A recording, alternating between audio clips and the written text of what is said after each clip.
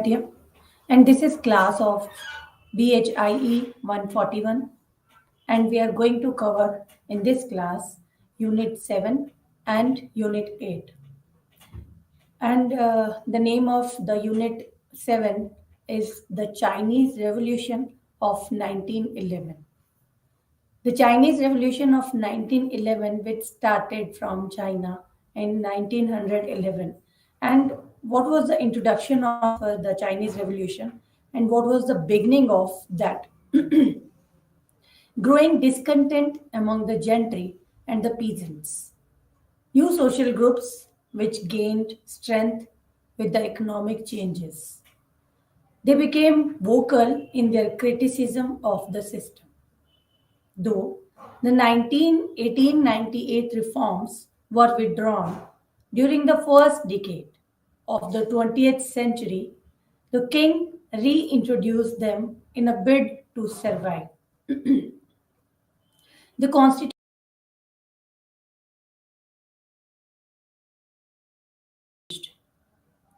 The reorganized new armies turned on the king, and from the end of 19th century, the developing national consciousness found its strength in the secret societies and in the growing discontent among the various sections of the society.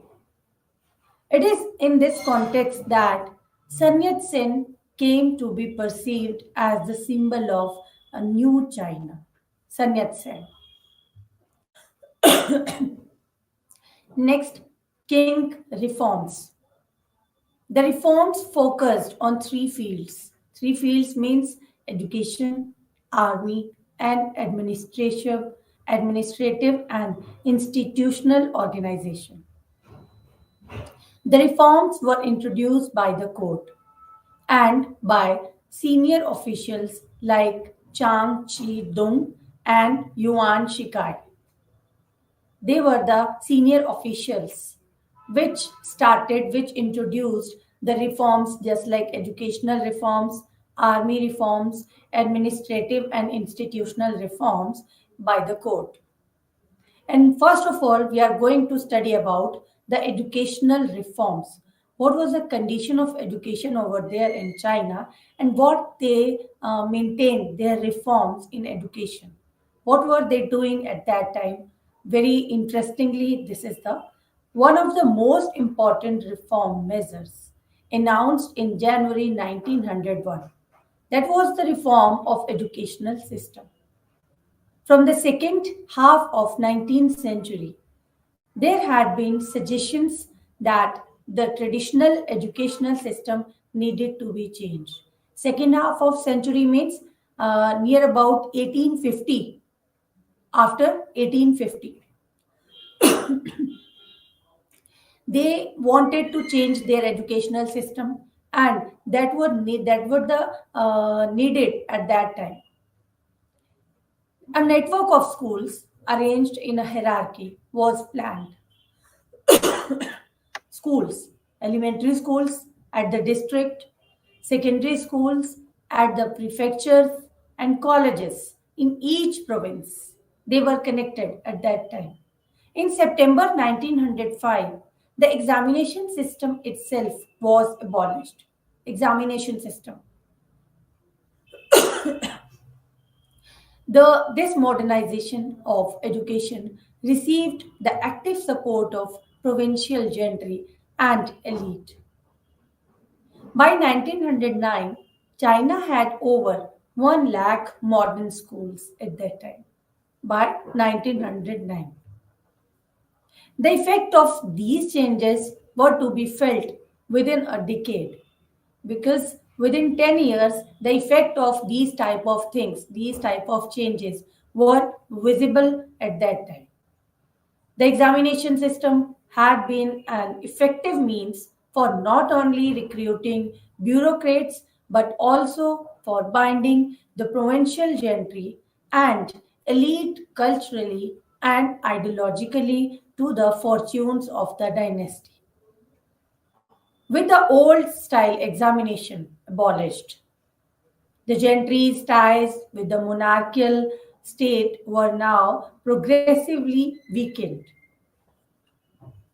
Next is the military reforms, army reforms, how they changed their army, how they changed their condition in army and military. The devastating military defeats during the Boxer Rebellion underscored the urgent need for military reform. If we fight the war, then we came to know about the condition of military which we are holding at that time. That's why after Boxer Rebellion, they understood about to know about to reform in military. That's why they wanted to change in military. By 1901, it was decided that the banner system would be disbanded. Banner system would be disbanded. Troops were to be trained at military academies in provinces. In each provinces, they maintained their military academies. In these military academies, they trained their troops time to time. The traditional military examinations were abolished. The army was to be organized along western lines with active and reserve units. These measures, however, could not contain the growing regional and personalized loyalties of the troops. Between 1901 and 1906, Yuan Shikai, that was the name, Yuan Shikai played a key role in military reforms. In 1905, he treated the Northern Army, called the Bhatia Army, of six divisions. This army had modern equipments, officers trained abroad or at the new military academies. It has Japanese military instructors. Japanese military instructors, the units were personally loyal to Yuan Shikai, a factor which Yuan was to effectively rely on when he threw in his lot with the anti Manchu and anti dynastic forces. Yuan Shikai was the person who wanted to reform in the military system at that time. He wanted to train his military as the with the help of the modern equipments, with the help of modern officers, which who trained abroad or at the new military academies. And they had Japanese military instructors also, and that units were personally loyal to Yuan Shikai. That was a factor, was to effectively rely on when he threw in his lot with the anti-Manchu and anti-dynastic forces. That was very important for all of you to read and to learn about military reforms. Next is administrative reforms and institutional reforms. How they reform themselves in their administration, in their institutions. Several changes were introduced in order to streamline and tighten the administration. The principle of maintaining a balance between Manchu and Chinese officials was abandoned. The elimination of a compulsory quota of posts for Chinese and Manchus worked in favor of Manchus. This created great discontent among Chinese officials, and that was an attempt to forge national unity. And the king announced the reforms of the political system along parliamentary lines, and they stress the need for closer ties between and ruler and the ruled, and the state initiated a program of constitutional reforms. The inspiration for this came from Japan, where it was believed that through the Meiji reforms and the creation of a diet, the Meiji emperor was able to draw upon the resources of his people. In July 1905, The Empress Dowager. The Empress Dowager instituted a commission to advise the government on the types of political reforms that could be fashioned. In August 1907, a constitutional government commission was appointed. Officials throughout the country overwhelmingly responded in favor of parliamentary form of government. The state promised the creation of a constitutional assembly and provincial assemblies. In August 1908, the constitutional principles, which were to be the basis of change, that were announced. Under these elections to local self-government bureaucracies were to be held in 1909. The work of the parliament was, however, to start only in 1970. The Guangxi Emperor and CZ died in quick succession in 1908, and the successor to the throne was her great nephew. The name of the nephew was Piu Wei. Piu Yi, who ruled as the Xuantong Emperor from 1909 to 1912. His father, Prince Chun, became the regent at that time. Next is state of economy and foreign interest. What was the condition of economy and what was the interest by the foreign investors in China at that time and how they introduced their economy. The foreign presence expanded substantially by the becoming of 20th century. Foreign investments grew from about 788 million in 1902 to 1610 million in 1910. In 8 years, that was that the condition of economy they expand at that time because foreign investors took interest in investing in Chinese economy till 1910. The bulk of this money went into the modern sector of Chinese economy, just like railway construction, mining, and other institutional industrial enterprises. There were several developments as a result of this. The challenge provided by the foreign businessmen stimulated growth of Chinese enterprises. For instance, the first modern banks were established and the Commercial Bank of China in 1897 and the Hubu Bank and the Bank of Communications in 1907. According to enterprises. In 1904, private incorporation of companies was allowed. By 1908, 227 companies registered with the Ministry of Industry, Agriculture and Commerce. Next is the growth of national modern sector was uneven. There were several problems like lack of infrastructural facilities, mistrust between officials and merchant contractors. Further, the indigenous merchants were unable to withstand the competition from the foreigners. Since China had lost her autonomy in customs and the government could not protect the market, Western goods were exempt from inland dues. The government itself was in no position to invest since the treasury was badly strained because of the heavy war indemnities China had to pay.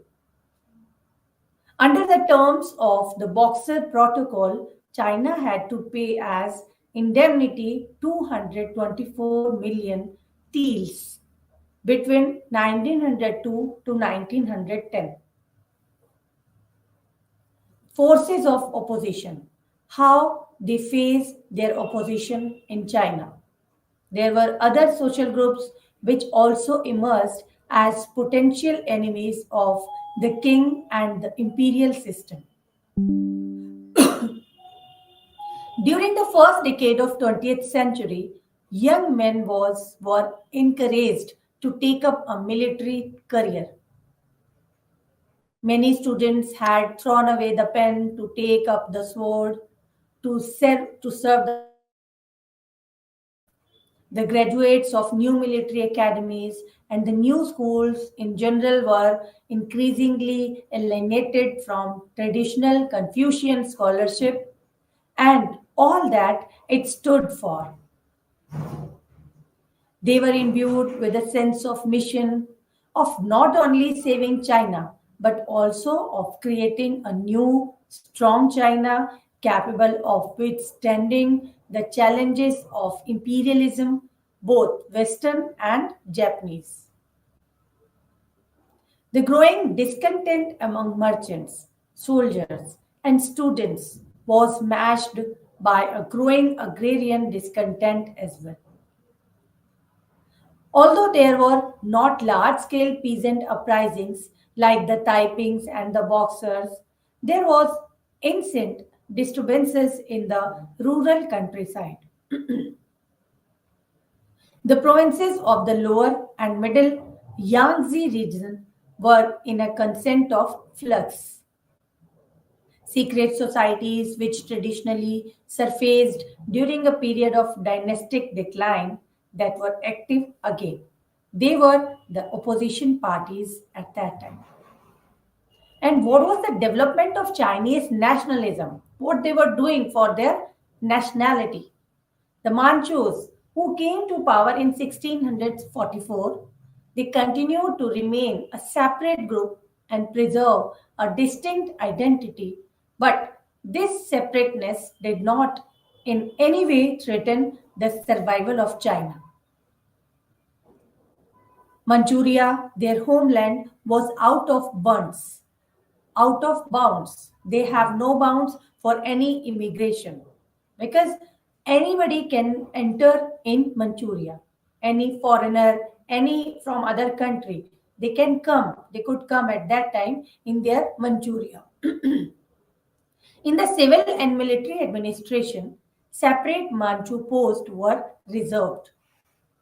Manchu authority was reinforced by the social practice requiring Chinese to grow a long braid, which during the first decade of the 20th century came to be seen as a symbol of Chinese subordination and Manchu dominance. Despite all this, the Manchus were quite cynicized. They had adopted Chinese social and political practice, not to mention the prevailing and the dominant Confucian ethic. They ruled with the support of the Chinese bureaucracy and the tacit support of provincial gentry. It was this support which, due to a variety of reasons already mentioned and weakened. Reformers and revolutionaries. That is very important in Chinese history. Who were the reformers and what were they doing in revolution activities? By the beginning of 20th century, a wide cross section of Chinese were convinced that something drastic needed to be done to save China. While all groups were inspired by notions of national fervor and commitment, two major sorry two major divergent trends emerged regarding the type of government China should have. One group, called the Reformers, advocated a more gradual pace of change and a constitutional monarchy. The other group, often referred to as the revolutionaries, propagated radical political change in which the Manchus and the imperial monarchical system itself had no role to play whatsoever. And next was the reformist. Who were the reformists at that time? The most prominent of reformists was Liang Qichao, a close associate and student of Kang Yue. He born in 1873 in Canton. Liang Qichao had a classical education. After the debacle of 1898 reform movement, Liang Qichao fled along with Kang to Japan. A prolific writer and essayist, Liang Qichao exercised a great influence on an entire generation of Chinese youth. Though Liang Qichao did not believe in immediate radical political change, unlike his more celebrated contemporary Sun Yat-sen, he urged the Chinese to shake off their past and to go forward like a ship leaving the shore. Liang Qichao did not share with the radical political activist and Sun Yat-sen the feeling the immediate radical change was possible or that China was ready for it at this juncture. Though the platform of this association, Liang Qichao advocated the adoption of a constitution, a parliament, a cabinet, an independent judiciary, and provincial autonomy. The revolutionaries were Sun Yat-sen. He has been identified with the more radical political current which demanded not only overthrow of king but also abolishing the imperial institution. They advocated the creation of up with the purpose of overthrowing the king. For example, the Agoshe, she was started to involve people in direct fighting in various stages, in various places in Shanghai and Hunan province, revolts were attempted. In 1903, in Hunan, the Xingzong organized a revolt led by Huan Zing. Most of these attempts ended in failure and their leaders fled to Japan and country considered safe for all these political dissidents. Following were the basic goals of this united party. It was committed to the creation and the establishment of republic.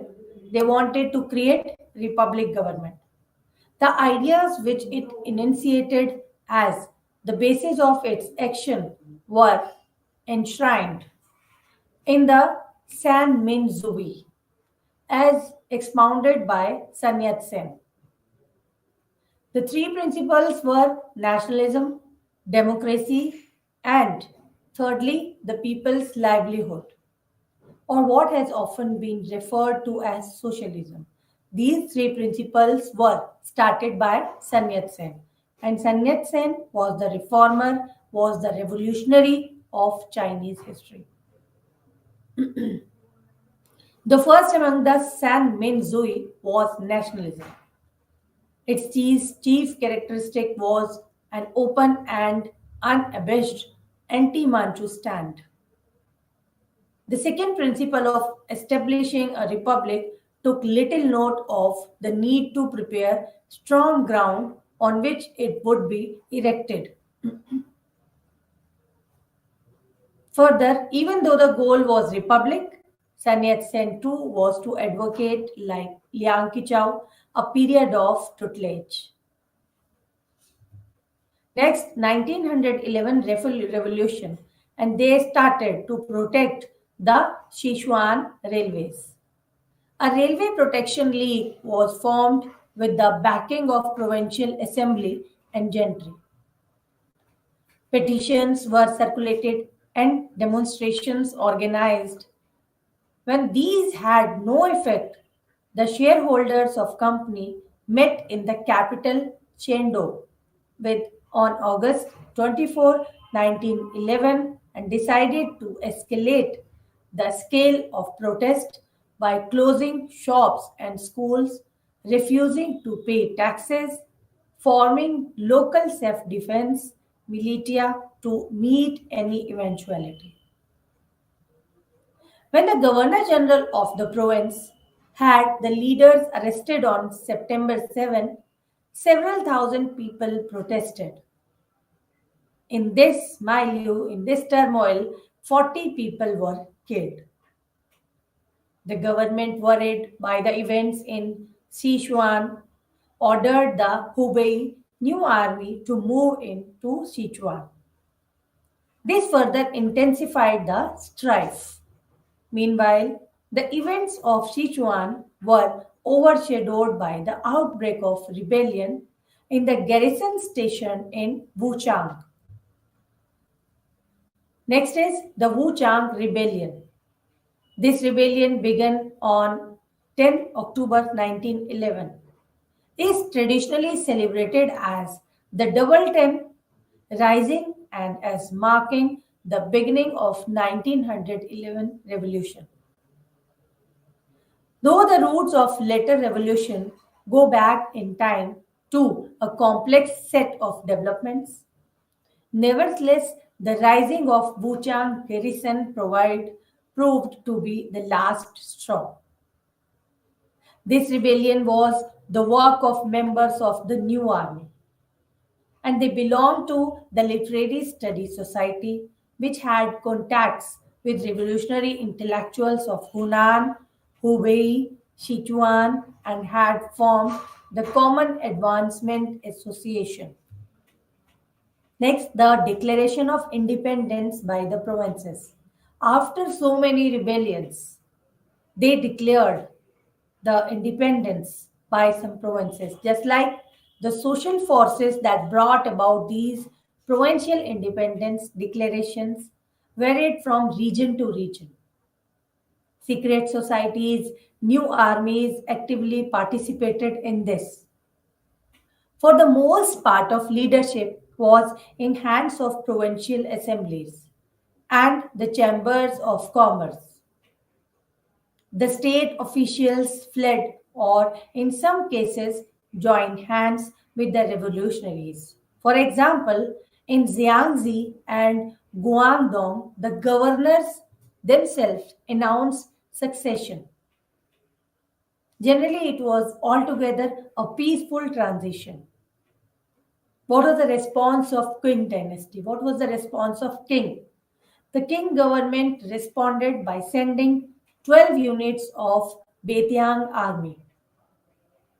The problem, however, was that the troops were loyal to the commander Yuan Shikai, who was called out of retirement of deal with the rebels. The regent Prince Chun had to accept all the conditions laid down by Yuan, and Yuan used the opportunity to consolidate his position and gain the sympathy of the rebels as well. He demanded that the king pardon the rebels and create a parliament. The members of National Assembly had on October 27 demanded that a constitution be prepared forth with a parliament convened and a general amnesty declared. The Chinese Republic. Curiously enough, when the revolution did break out, Sun Yat-sen was in United States. There were differences between the revolutionary intellectuals on one hand and gentry and militarists on other hand. After a series of provincial meetings, it was decided that China would have a presidential government with Sun Yat-sen unanimously selected as the first president. The Chinese Republic was inaugurated on January 1, 1912 at Nanking. The new republic faced a great threat from Yuan Shikai and his army. After the opening the republic and they established their republican government in China in 1913, the first parliamentary elections in republican China were held.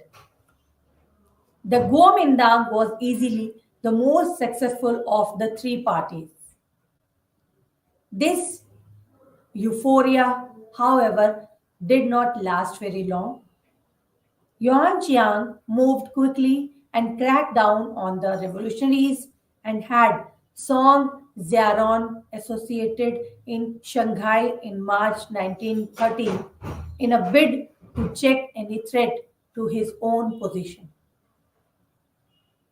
In an attempt at regaining some measure of autonomy against Yuan Chiang, high handedness during July and August of 1913, seven provincial governments, though ill prepared, and they declared their independence of Yuan's government in a short lived what? Second revolution. This revolution was quickly suppressed. Sun Yat-sen, Huan Zheng, and others once again fled to Japan to work out their future strategy. Generals of Beityang army extended their control as governors of provinces. The last vestiges of any resistance vanished. By the end of 1913, Yuan tried to abrogate to himself all powers, thereby making the parliamentary assembly meaningless. Let us sum up this unit 7. In this unit, we have seen how the Qing government attempted reforms in certain areas to get a fresh lease of life. However, the reforms failed to satisfy the people. The presence of foreign powers and continued exploitation of Chinese economy resources further weakened the Qing position. There emerged new social forces. For example, the rising of bureaucrats accused the king for not protecting Chinese business interest. Revolutionaries all played a major role in this awakening, while the former were led by Liang Qichao. The leader of later was Sun Yat-sen. Next, we are going to start a very interesting Unit 8. How? The failure of 1911 and the emergence of Guomindang 1911 to 1912. Guomindang. The objectives of this unit was after reading this unit you will be able to explain main features of political situation in China from World War I to 1920s. World War I, 1914 to 1918, and at the time of 1920s, the failure of the Republic Revolution of 1911 and the impact of warlordism on the political and social landscape of China. Support for the Allied forces, who, by Japan's 21 demands, provoked a violent reaction. May 4 movement that led to the rise of nationalism and communism, and a rise of nationalist party that was Gominda. Nationalist Party Gominda. In this unit, we will examine the political situation of China from the failure of 1911 revolution to the emergence of Gominda.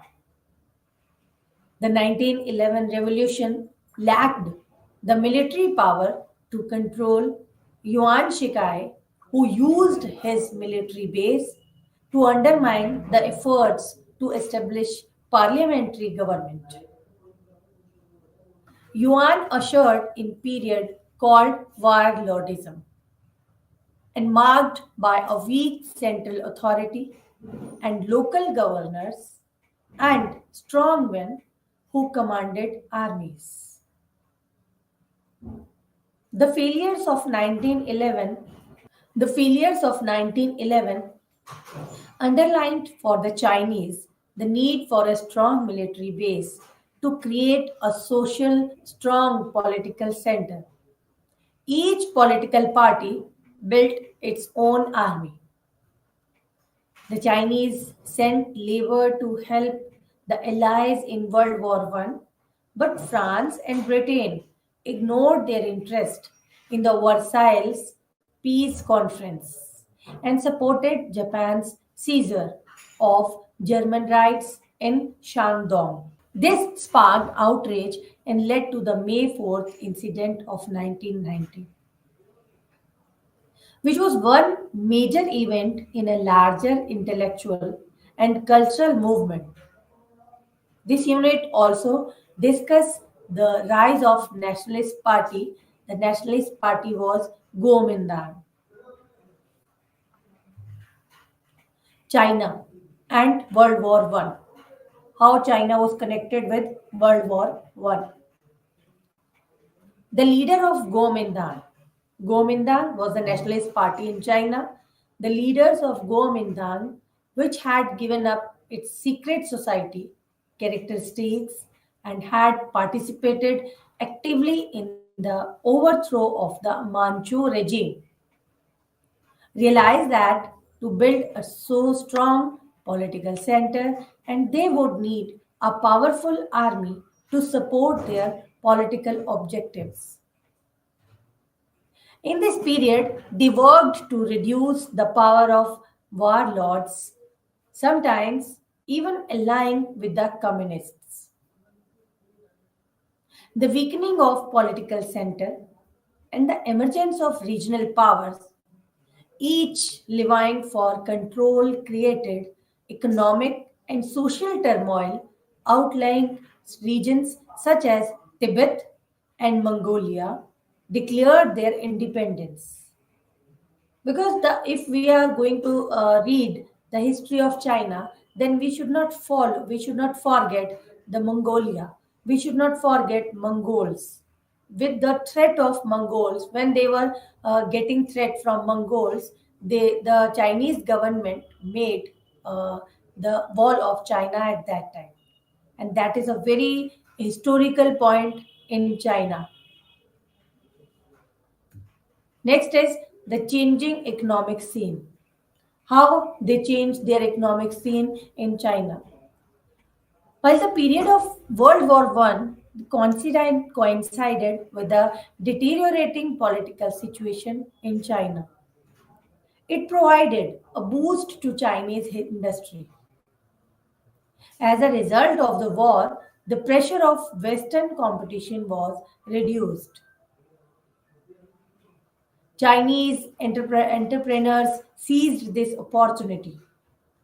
And the industrial spurt was, however, in the foreign administered treaty ports protected by the treaty system from warlordism.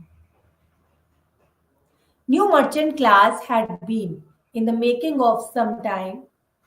After 1901, they had been fostered by government policies. By 1914, there were over 1,000 chambers of commerce with more than 2 lakh members. Large scale enterprises continued to be dominated by foreign firms. By 1914, a modern Chinese administrative and entrepreneurial class had been begun to emerge. And what was warlordism? A few warlords, however, after winning power, they tried to become reformers and they tried to improve the life of people. But before they could make a dent, they were caught in power struggle. Describing the way big warlords, John Fairbank has commented that what was the quotation? In one sense of big warlords, were symbols of the profound disintegration of the political power or political order. They tried to sit on the top of thoroughly fragmented society in which local bullies, bandits, chieftains, petty warlords all represented a situation of increasing political chaos. The wars between major cliques attracted more attention because they determined who controlled the national government in Beijing, the symbol of legitimacy. When one clique gave promise of becoming powerful enough to threaten other warlords and create a genuine centralized control, the other leading warlords temporarily combined their forces to bring it down. Warlordism and foreign powers. 1916, the Japanese government launched a policy of full support to government of Duan Kirui, head of the Enhei clique. This was done in order to establish close ties of political and economic cooperation and a financial obligation between China and Japan. During the following 2 years, Japan supplied over 150 million yen to yuan, ostensibly for the purpose of national development, but these funds were used by yuan for his own political and military purposes. How much? 150 million yen. The two governments also concluded a military agreement whereby Japan would give aid and advisors to help China to raise a war participation army to support the Allied cause in the First World War. Next, the warlordism and social turmoil. The turmoil of the times drove thousands of individuals to leave their homes and travel to other parts of the country. The warlordism is said to have caused one of the largest internal migration of this country in China. Warlordism negatively influenced the shape of Chinese nationalism as it created internal disunity and chaos that left China vulnerable to foreign interference. The need to bring order out of this chaos was a powerful force shaping Chinese nationalism.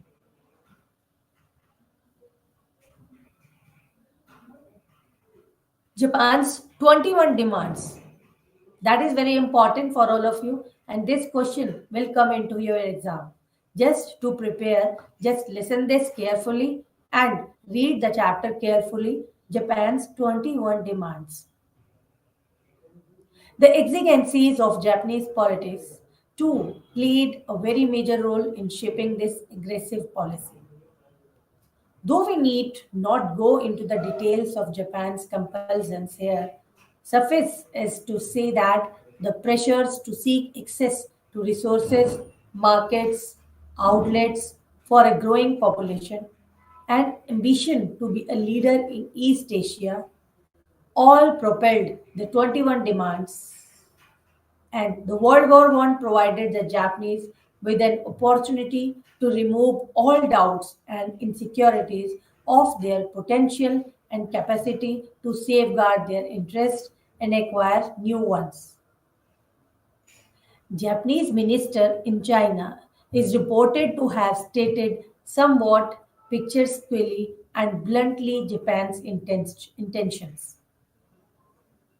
The Japan intentions was the present crisis throughout the world virtually forces my government to take far-reaching action. When there is a fire in a jeweler's shop, the neighbors cannot be expected to refrain from helping themselves. The situation at that time. Yuan Shikai, the Chinese president, was presented with an ultimatum in the Forum of the 21 Demands on 7 May 1915, a day which Chinese students and nationalists commemorated as National Humiliation Day. Just like there were several demands, just like influential Japanese political, financial, military advisors be engaged by the Chinese government. The Japanese were to be accorded the right to construct hospitals, construct schools, temples in the interior of China. The Japanese were to have a say in police administration, in the supply of arms and armaments, and experts from Japan. The Japan demanded the right to construct a railway connecting Wuchang with Shujiang Nanchang line. Wanted to connect these two railway lines. Wuchang with Shujiang Nanchang line. These type of 21 demands done by the Japan. Next, the Peace Treaty of Versailles. That is also very important. The Treaty of Versailles. The Peace Treaty of Versailles. How we can say this a Peace Treaty of Versailles? Treaty means the agreement done by both countries. The China mission to the Versailles Peace Conference 1919 consisted of representatives from both the Republican South Chinese regime and the government at Beijing.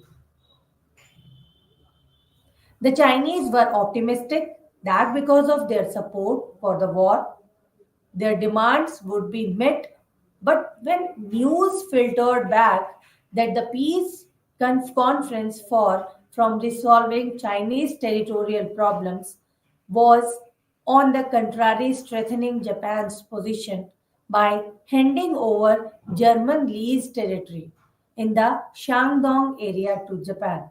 They were shocked.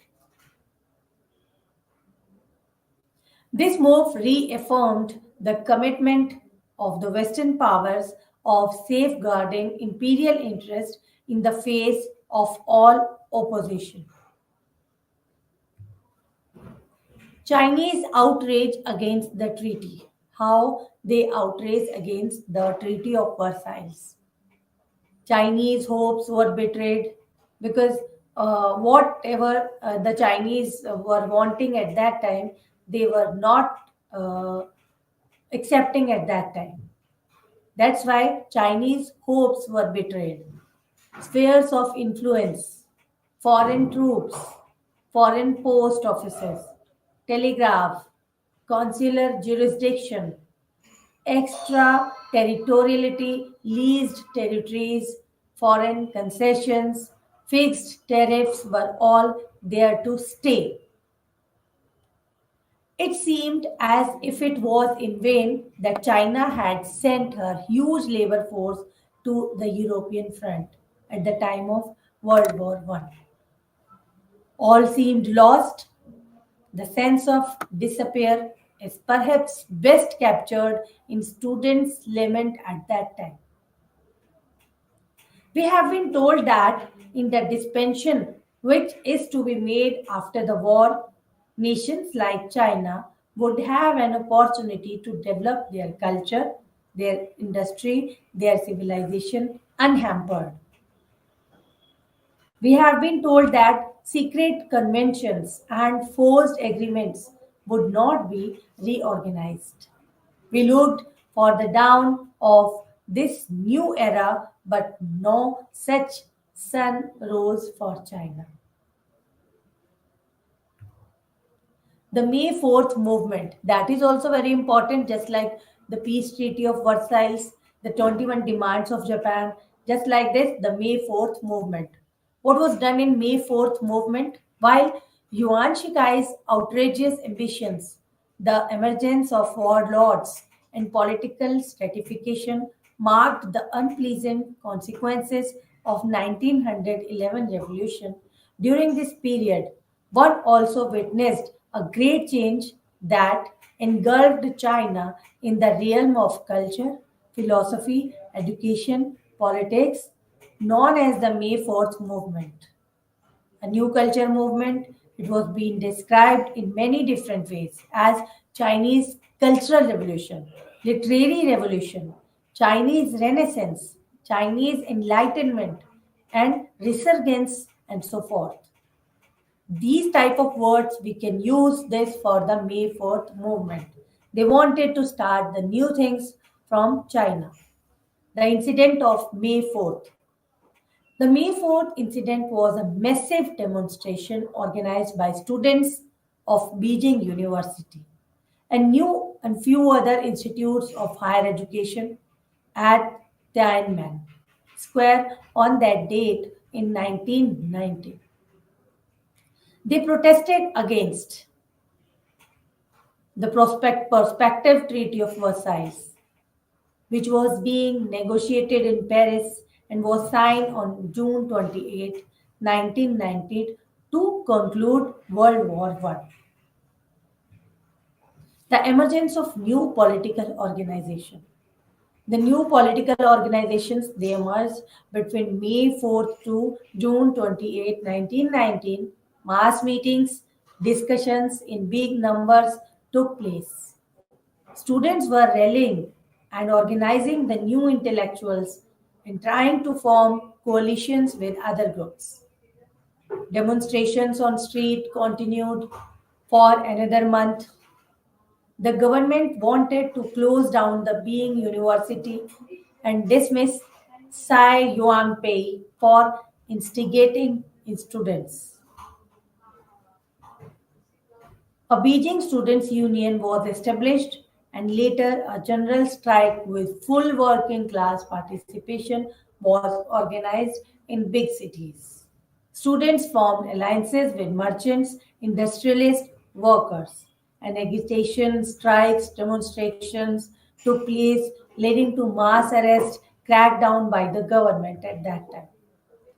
The emergence of Communist Party of China. The victory of socialism in Soviet Union, along with the overthrowing of the despotic Tsarist regime, inspired many young intellectuals in China. Debates, discussions were immediately carried out to reach a conclusion whether socialism was a solution to Chinese problems. Socialism. The emergence of Guomindang, right from its birth, the history of Guomindang has been an interplay of personalities of its leaders. First, Sun Yat-sen, Huan Zin, then Jiang Jieshi. The first two started their careers as leaders of secret societies, which merged to become the Tong Meng Hui in 1905. Sun Yat-sen became the unquestioned leader of organization from then till his death in 1925. Sun Yat-sen, Zhong Ziaron, and parliamentary democracy. Song Ziarong, whose political ideas were different from Sun Yat and Huan, was determined to introduce a cabinet from the government of China, and he saw the role of Kuomintang as a crucial role in bringing this about. The best way to get military men out of politics was by establishing a parliamentary democracy. They wanted to establish parliamentary democracy to enable the party to become an effective tool in constitutional system. Sun Yat-sen in August 1912 reoriented the organization. It was organized with the Tong Meng Hui and its core and other newly risen minor parties were amalgamated. Next, the three principles of Sun Yat-sen, that is very important, and this question will come into your short notes. The three principles of Sun Yat-sen. The three principles were nationalism, democracy, and livelihood. The three principles include by Sun Yat-sen. His concept of a government by stages implied that China should progress from one form of government to another higher form in stages. The first stage, military government. Second stage, under the political tutelage and Guomindang. And finally, it would have a constitutional government. Yes, Yuan Shikai death and political division. After the death of Yuan Shikai in 1916-1917, the Kuomintang members were grouped from right to left as follows: Political Study Society, Good Friends Society, Political Club, Friends of the People Society. They make themselves this. Next, in 1917 late, after Feng Zhogan assumed the post of president in Beijing, the Kuomintang groups of parliament began a special session in Canton and elected Sun as generalism. And they began to think differently. And Sanit Sen was one hand determined to establish a firm revolutionary base in Canton, which led him to enter into alliance with other military groups, as on the other hand, he began contemplating the idea of regimented Kuomintang as organization to meet the new challenges of a different era.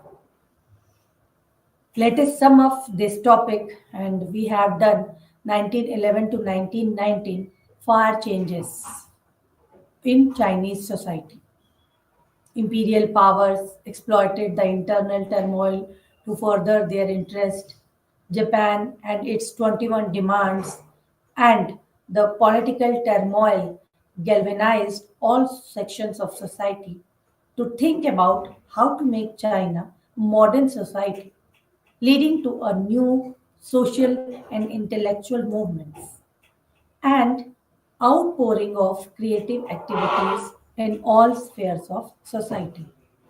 And militarism and authoritarianism and factionalism and power struggles dominated the political scene on the one hand, and on the other hand, and the imperial powers exploited the internal turmoil to further their interest.